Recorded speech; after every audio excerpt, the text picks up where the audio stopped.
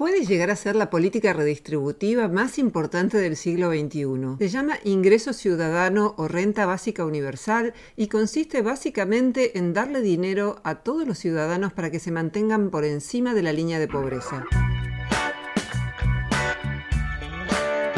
Es una suma por la que no se pagaría impuestos, es decir, un ingreso básico garantizado fiscalmente, destinado a cubrir necesidades muy básicas como alimentos, salud y educación. En su versión clásica o estricta es incondicional, es decir, no está sujeta a la evaluación de los recursos de quien la obtiene, ni supone contraprestación alguna. Para comprar bienes de confort como un televisor, por ejemplo, sería necesario trabajar. La renta básica no lo cubriría, pero cumpliría también otras funciones de las que hablaremos más adelante. El ingreso ciudadano universal ya está funcionando en algunos lugares que vamos a mencionar. Se han hecho numerosos experimentos para evaluar su rendimiento, y de esto también vamos a hablar en el video, además de responder a algunas críticas que hicieron los economistas Javier Milei y el español Juan Ramón Rayo a esta propuesta. ¿Cuáles son sus fundamentos éticos? ¿Qué economía política la sostiene? ¿Cómo modificaría la relación entre capital y trabajo? ¿Y cómo podría sostenerse a nivel fiscal? Veremos las funciones positivas que desempeña, las críticas que ha recibido y la respuesta a esas críticas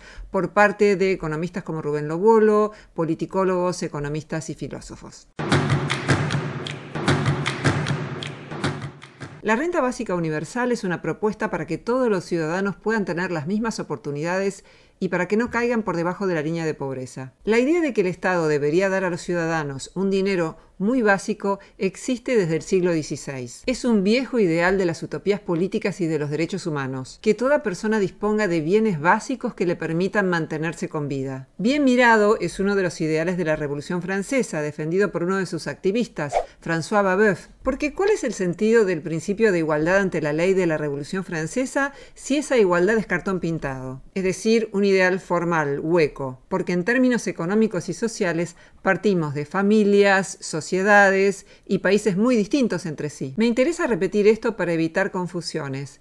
El ingreso ciudadano universal no es un proyecto para dejar de trabajar, sino para cubrir un mínimo de bienes que permitan la subsistencia. Para comprarse el televisor, el freezer y otros bienes de consumo será necesario trabajar. Es importante que el monto de la cifra permita cumplir con ambos propósitos, eludir la indigencia y trabajar.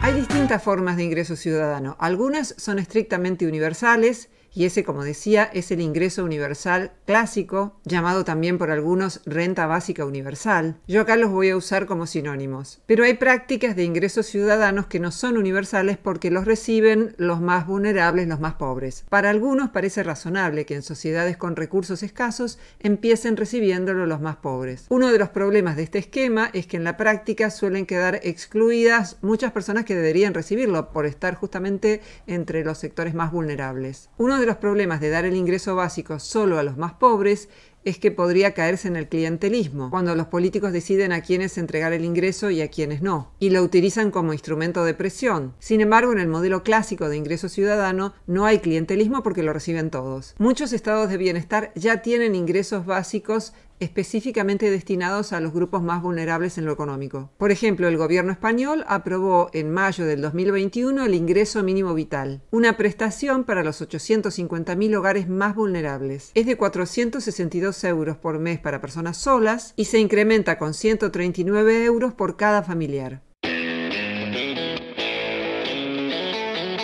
El primer beneficio ya lo vimos. Permite cubrir necesidades básicas y terminar con la indigencia. Hay otro beneficio que se deriva del primero y que subraya el economista Rubén Lobolo. Es la única política que puede prevenir que las personas no caigan por debajo de una línea que permite la supervivencia. Otro beneficio es que sería un buen colchón contra los vaivenes de la economía, la precariedad laboral y el eventual desempleo masivo. Por ejemplo, porque la tecnología redujo la cantidad de empleados, como es el caso de Amazon, que llevó a perder más de 1 millón de puestos de trabajo.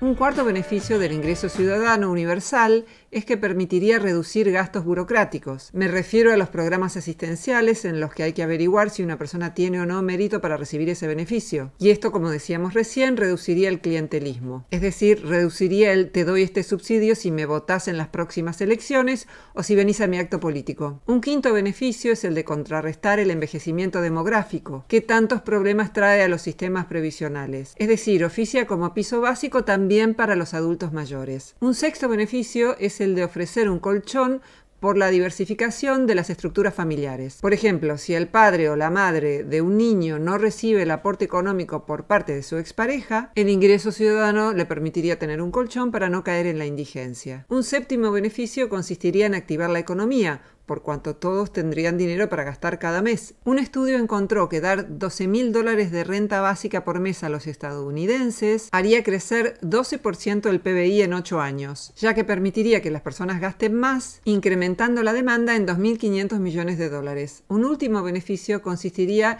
en la posibilidad de ser más libre a la hora de elegir un empleo. Una persona con un ingreso básico está en mejores condiciones para negociar un salario y el tipo de trabajo que va a desarrollar. Ya no está obligada a aceptar cualquier cosa. Porque en la práctica ocurre lo siguiente. Cuando vas a buscar trabajo te piden buena presencia. Ese es el eufemismo para esperamos que no seas feo. Cuando te piden disponibilidad de tiempo, eso significa que van a explotarte. Cuando piden empleados con ganas de crecer, eso significa que te van a pagar una miseria. Cuando te piden excelente actitud, significa ni se te ocurra quejarte. Cuando piden un empleado con tolerancia a la frustración, eso significa básicamente que el trabajo es abominable.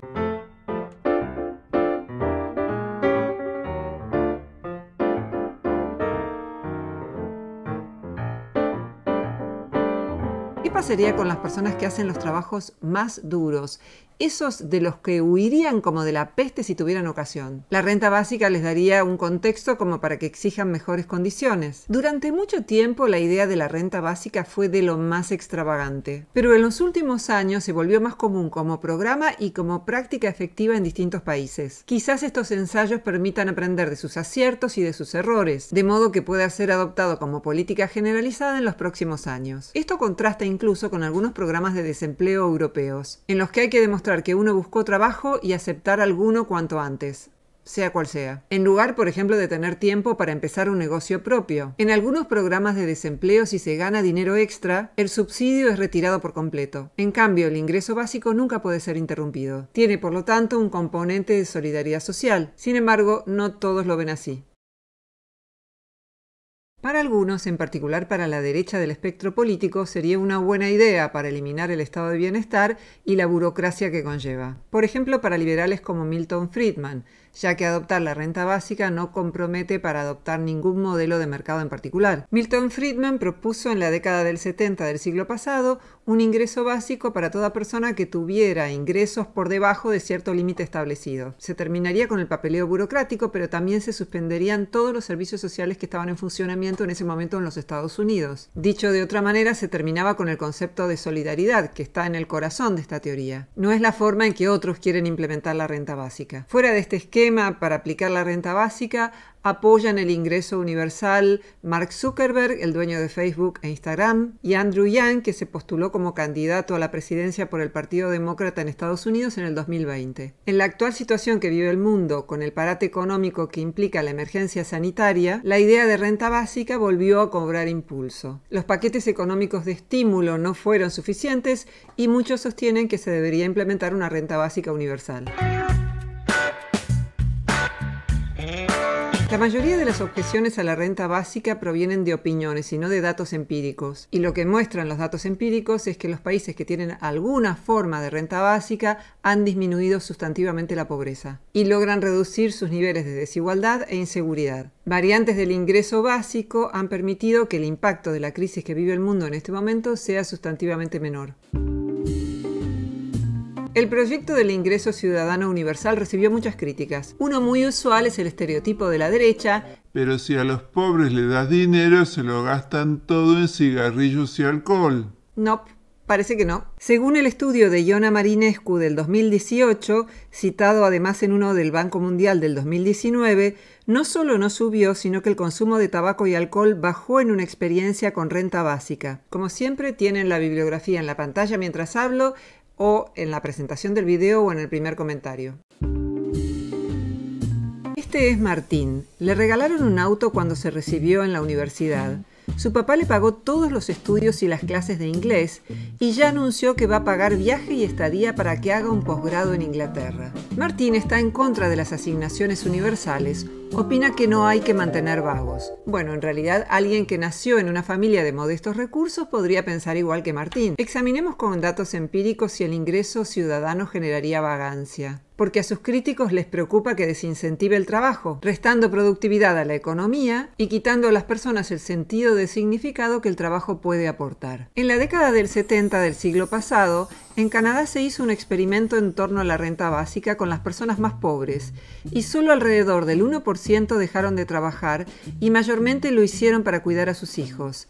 Quienes cobraron la renta redujeron su tiempo de trabajo en menos del 10%, y ese tiempo fue utilizado para volver a la escuela o buscar mejores trabajos. El ingreso ciudadano cubre gastos muy básicos. Las personas en general quieren comprar aunque sea algunos artefactos domésticos y contar con comodidades materiales básicas, de modo que es difícil que desincentive el trabajo en términos materiales. Por otra parte, no se trabaja solo para obtener dinero. Las personas trabajan para que su vida tenga significado, porque quieren sentirse útiles, porque otros trabajan y está bien visto, porque obtienen beneficios secundarios como el de tener amigos o el de conocer a su pareja, porque aprecian los desafíos y las novedades, en fin, por muchas razones.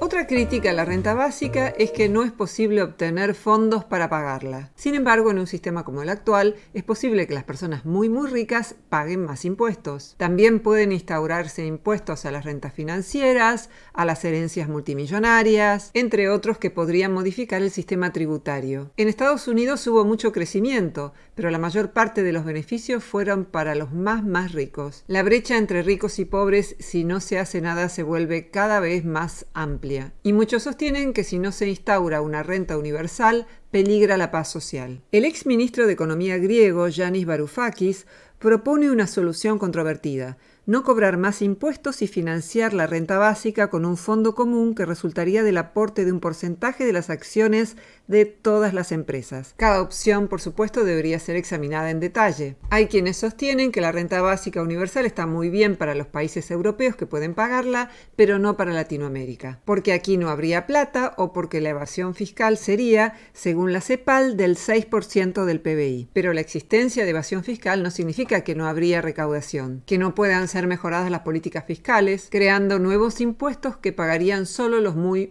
ricos. Por ejemplo, el impuesto a la herencia, que en la Argentina no existe a nivel nacional, desde que unos señores uniformados tomaron el poder por la fuerza hace más de 45 años. Además, la existencia o no de dinero en Latinoamérica depende de dónde miremos. Se trata de la región más desigual del planeta, no la más pobre, sino la más desigual. De modo que esto significa que hay mucho más capital concentrado entre los más ricos y mucho menos entre los más pobres, razón por la cual es falso que no pueda haber una redistribución desde los más ricos hacia los más pobres. Otra de las críticas al ingreso ciudadano proviene de economistas como el español Juan Ramón Rayo, que sostiene que sería ilegítimo pagar la renta básica o cobrársela a los ricos porque ellos no han obtenido necesariamente su riqueza por un proceso de acumulación originaria o por herencia, sino a través de su propio ingenio. En su artículo ¿Qué pasó con los superricos en 1987?, Rayo sostiene que son muchos quienes caen en el error de considerar que cuando una persona se convierte en rica, él y sus herederos serán ricos para siempre. Rayo sostiene que el economista Tomás Piketty cometería este error al tratar de demostrar de qué manera los más ricos irán acumulando una porción cada vez más creciente de la renta nacional, agravando las desigualdades sociales. Pero Piketty no sostuvo en ningún lugar que los herederos de los más ricos serían ricos para siempre. Lo que dice Piketty en su libro El Capital en el siglo XXI es que es más probable que los hijos de los ricos sean ricos, no que todos y cada uno de los hijos de ricos necesariamente vayan a serlo. Y lo muestra con cifras, con datos empíricos. Piketty compara a las 30 personas más ricas en 1987 con las 45 más ricas en el 2010, y Rayo dice que eso es inadmisible porque eso no significa, cito, que las personas ricas de 1987 sean las mismas que las del 2010. Fin de la cita. Pero lo que debería hacer Rayo es mostrarnos cifras de movilidad social de los mismos individuos y eventualmente de sus padres y de sus hijos y del resto de la sociedad. Luego Rayo sigue cometiendo la falacia del espantapájaros, es decir, deformando lo que dijo Piketty, cito, escribiendo: concluiríamos a partir de este hecho que la conservación y acrecentamiento de la riqueza es un proceso simple y automático que no requiere de ninguna destreza personal por parte del propietario. Evidentemente no. Fin de la cita. Pero eso no es lo que dice Piketty. Lo que sostiene y lo que puede ver cualquiera es que ser hijo de personas de buena posición económica vuelve más probable ser alguien de posición económica fin, no que no haya diferencias de destrezas personales. La idea que defiende Rayo es que lo sustantivo está en el mérito personal. Pero esto no se sostiene en los datos, tal como mostramos en un video que hicimos recientemente y cuya carátula pueden ver en pantalla, respaldado por evidencia empírica. Luego lo que parece hacer Rayo es extrapolar lo que ocurre entre los ricos que destaca la revista Forbes al resto de la sociedad. Y parece sugerir que si ya no integran la lista de Forbes, ya no son ricos. Pero sí lo son, aunque no formen parte de la lista de Forbes. Al menos la mayoría sigue siendo rica cuando se llega a esos niveles de riqueza, aunque no sean los más ricos del planeta. Rayos no nos muestra que ninguno de los ricos de Forbes haya caído en la indigencia o incluso que haya descendido a la clase media. Pone incluso como ejemplo a dos de los hijos de uno de esos millonarios que hoy tienen 6.300 millones de dólares. Qué poco, ¿no? ¿Será que el hombre que vive tirado en la calle en la esquina de mi casa es menos talentoso que ellos?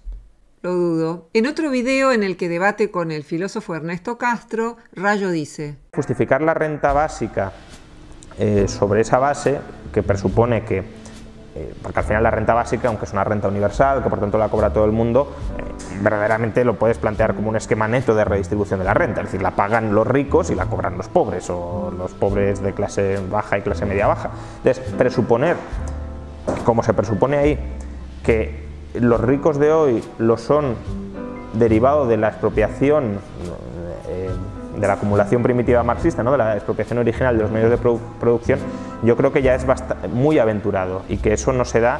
De hecho, incluso puede ser que parte de los que expropiaron esos medios fueran los que hoy percibirían la renta básica, pero que vendieron, por ejemplo, la propiedad expropiada y la malgastaron. Apoyar la renta básica no presupone apoyar el proceso de acumulación originaria tal como lo plantea Marx. El fundamento de la renta es que por el mero hecho de existir, las personas tengan garantizados bienes mínimos que les permitan mantenerse con vida. La acumulación originaria es un concepto de Marx en los capítulos 24 y 25 del primer tomo del Capital y refiere a lo que Marx considera la expropiación de los medios de producción, de tal modo que los propietarios puedan aprovecharse de las personas que solo cuentan con su fuerza de trabajo y que deben aceptar un empleo a su servicio. Por ejemplo, la apropiación originaria de la tierra, que luego heredaron los hijos de sus padres, y cultivada más tarde por asalariados que trabajan al servicio de esos herederos. Pero insisto, no es necesario apoyar esta tesis marxista a la que nos vamos a hacer referencia en este video para apoyar la renta básica. Hoy justamente escribí un artículo sobre unos datos que salieron ayer de las 10 personas más jóvenes, de las 10 personas más ricas del mundo, o jóvenes más ricos del mundo, 8 son personas que se han hecho a sí mismas. Solo 2 proceden o son ricos por herencia, y ahí habría que ver si esa herencia viene de una construcción, o sea, de una apropiación o expropiación originaria, o realmente que sus antepasados también se hicieron a sí mismos. Es decir, que al menos 8 de los 10 jóvenes más ricos del mundo no proceden por haber expropiado nada. Entonces, obligarles a estas personas a pagar una renta básica cuando claramente son personas que han prosperado por su propio ingenio. Acá Rayo parece estar otra vez extrapolando lo que hacen las 10 personas más ricas al resto de la sociedad. Es una falacia de la generalización indebida. La sociedad tiene más de 10 personas. Otro problema es que la categoría personas que se han hecho a sí mismas es muy imprecisa. Algo que puede marcar una diferencia hoy a la hora de prosperar económicamente, no lo único, pero sí algo muy importante, es tener acceso a una buena universidad. Y para lograrlo no siempre es necesario ser muy rico, sino nacer en un hogar de clase media en el que no se viva de manera muy ajustada. Si es en Estados Unidos, con padres que puedan pagar universidades caras, que son las que permiten obtener trabajos mejor remunerados. Y nacer en un hogar en el que se sepa que el estudio puede marcar una diferencia. Donde la realidad actual es que la riqueza se genera cada vez más por capital humano y menos por capital físico. Pero lo que dice Rayo no se sostiene empíricamente, ni siquiera de acuerdo a los datos de su propio país, España. Cualquier español que nazca en una familia con bajos ingresos tarda 4 generaciones, 120 años en conseguir un nivel de renta medio. Si los padres de un español son trabajadores manuales, existe un 50% de posibilidades de que él también lo sea. El azar del nacimiento sentencia a millones de españoles de clase trabajadora a empleos precarios, peor pagados y con menos prestaciones sociales. Arbitrariedades como estas existen en muchos países. Tomamos a un país europeo, al que le va mejor que a otros. En videos anteriores vimos las dificultades para que los jóvenes asciendan socialmente en países como Estados Unidos, Argentina y otros países latinoamericanos. Acá vemos un cuadro de la OCDE publicado en el 2019 en el que se muestra que en numerosos países europeos los hijos con padres que poseen estudios superiores ganan 48% más en promedio que los hijos de padres sin estudios. Una dificultad para comprender este tema se refleja en quienes dicen, pero si mi tío empezó desde abajo y se volvió millonario. Un cuento ilustra por qué tantas personas tienen dificultad para entender el cálculo de probabilidades. ¿Por qué suponen que si un pobre puede llegar a ser rico, entonces la mayoría podría llegar a ser rica? Un hombre mayor va al médico y le dice, doctor, me duele la rodilla. Es por su edad, le responde el médico. No puede ser, responde el paciente, si la otra rodilla tiene la misma edad y no me duele. Por otra parte, estoy en contra de lo que es el ingreso universal porque en el fondo es crear un derecho y ese derecho alguien lo tiene que pagar y que alguien lo tenga que pagar implica un impuesto, ¿sí? Y los impuestos es un acto violento, es decir, es una fuente coactiva de ingreso. En su libro Contra la renta básica, Juan Ramón Rayo sostiene que su principal argumento en contra de la renta básica no es económico sino ético. La solidaridad, dice, no puede ser impuesta por la fuerza. Sin embargo, cuando se empieza a explorar el tema de la libertad, uno se da cuenta de que la libertad negativa y la libertad positiva están vinculadas. La libertad negativa es la que hace que no se entrometan con mi voluntad siempre y cuando yo no moleste a otros. La libertad positiva es la libertad de hacer. De nada me sirve tener libertad negativa en el sentido de que nadie me impida comprar la canasta básica de alimentos si no tengo la libertad positiva de poseer el dinero para comprarla. Es necesario aceptar que la sociedad puede imponer ciertas obligaciones razonables, consensuadas por la mayoría. Es lo que en el ámbito del derecho se conoce como poder de policía, un significado que no tiene nada que ver con el significado habitual de la palabra policía. Es la posibilidad de restringir derechos en favor de un bien protegido. El uso de una fuerza razonable por parte del Estado en un contexto democrático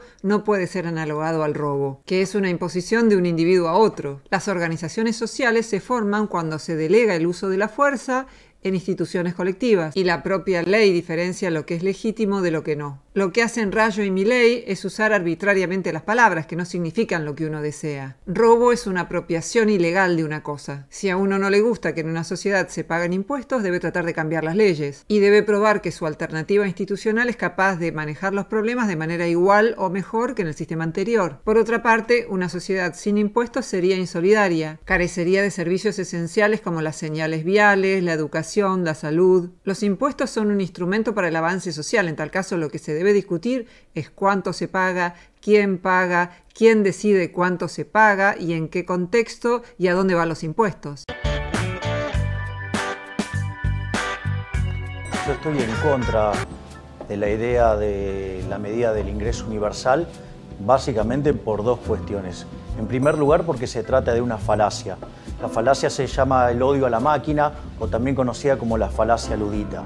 Es cierto que va a haber trabajadores que van a quedar desplazados, pero esos mayores beneficios vuelven a la economía. Milei dice que la renta básica se fundamenta en la idea de que las máquinas reemplazarán al trabajo humano, algo que él cuestiona. La falacia ludita alude al temor a perder el trabajo a manos de la tecnología, algo que refiere a los temores de que la tecnología sustituyera al trabajo humano. En primer lugar, no es una falacia, ya que una falacia es un argumento inválido. Es una hipótesis que puede ser verdadera o falsa y que se demuestra con el paso del tiempo. Pero el ingreso ciudadano no se sustenta solo en la idea de que las máquinas podrían reemplazar el trabajo humano, tal como hemos visto. Otra de las objeciones a la renta es que produciría inflación, pero en realidad hay un desplazamiento de fondos, no es que se está insertando más dinero al mercado. Distintos países desarrollan programas piloto para testear la renta básica. Estos ensayos a pequeña escala son necesarios porque los gobiernos quieren saber si la renta va a ser útil, sobre todo antes de desembolsar millones de dólares. Y la evidencia hasta ahora sugiere que la renta básica tiende a incrementar los niveles de bienestar, de salud, de asistencia a la escuela, al tiempo que crece la confianza en las instituciones sociales y disminuye la transgresión a la ley. En unos 130 países, desde México hasta Uganda, se realizan transferencias monetarias condicionadas que pueden depender de que se envíe los hijos a la escuela o se realicen los chequeos médicos. Sin negar la utilidad de estos programas, no los vamos a incluir en lo que sigue. Dan una renta básica, pero no es universal. En cambio, en Kenia se está desarrollando un gran experimento de renta básica universal. Irán tiene un programa de transferencias monetarias incondicionales y en Alaska el Estado da un dividendo anual para todos. Estados Unidos puso en marcha algunos experimentos de ingresos básicos, pero la mayoría fueron ensayos de corta duración y a baja escala. Alaska es una excepción. Desde 1982, este estado, que pertenece a Estados Unidos, le dio a cada ciudadano un cheque anual para garantizar un mínimo que permita mantenerse con vida, eliminando efectivamente la pobreza extrema. El dinero, que puede variar desde alrededor de los $2.000 por persona cuando los precios del petróleo son altos, hasta $1.000 en años en que los precios del petróleo son más baratos, proviene de un fondo de inversión estatal financiado con ingresos del petróleo. Los economistas investigaron si el pago de la renta llevaba a trabajar menos y encontraron que el dividendo no tuvo efecto alguno en el empleo. Otro programa de larga duración fue el implementado entre los indígenas Cherokee en Carolina del Norte. Desde 1997, los ingresos de un casino se han entregado a todos los miembros de una comunidad originaria sin condiciones. Cada persona recibe en promedio entre $4.000 y $6.000 por año. Los economistas que examinaron el programa descubrieron que no los hace trabajar menos. Conduce a una mejor educación y salud mental y a una disminución de la adicción y de las transgresiones a la ley. Entre 1968 y 1974, Estados Unidos experimentó dando dinero a 7.500 personas en Nueva Jersey, Pensilvania, Carolina del Norte, Seattle, Denver e Indiana. El dinero resultó beneficioso para quienes lo recibieron, pero redujo modestamente las horas que trabajaban.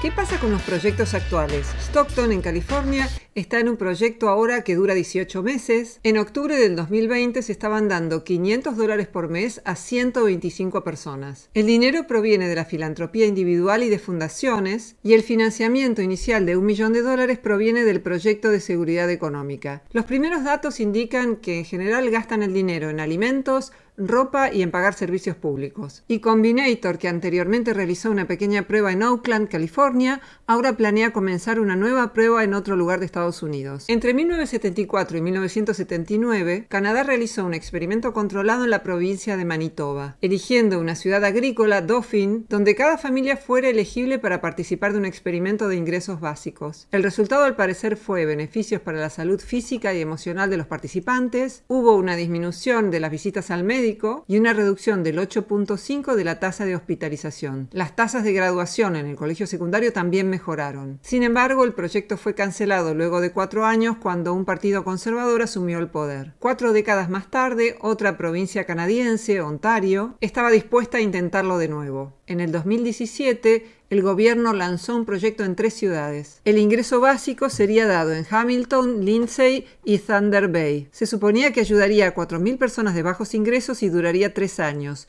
Jody Dean dijo un mes después que el dinero extra le dio a su familia un respiro para no tener que estresarse a la hora de poner comida en la mesa. Pero luego llegó al poder un partido conservador y en el 2018 anuló el programa diciendo que volvía perezosas a las personas. Sin embargo, el relevamiento no tuvo una recopilación de datos que pudiera respaldar esa afirmación de manera empírica. Desde entonces, un puñado de participantes ha presentado una demanda al gobierno. Brasil estuvo experimentando desde la década del 90 con transferencias a familias pobres y en el 2003 y luego a través de la sanción de la ley en el 2004 se implementó el Plan Bolsa Familia, que ayuda a los grupos más vulnerables con transferencias condicionales, porque se espera que las personas manden a sus hijos a la escuela y que visiten las clínicas de salud. El programa fue tan masivo y exitoso que sirvió como una suerte de experimento a gran escala para ver si se puede extender al resto de la población. Este año, alrededor de 52.000 personas de la ciudad de Maricá, en Brasil, están recibiendo un ingreso de renta básica. Cada uno recibe unos 130 reales por mes, lo que se espera que eleve a muchos por encima de la línea de pobreza. Como el dinero proviene de la ciudad, especialmente de las recaudaciones petroleras, este programa tiene el potencial de durar mucho tiempo y por ahora no tiene fecha de finalización. En el año 2017, el gobierno conservador de Finlandia, sí, el gobierno conservador, eligió a un grupo de personas al azar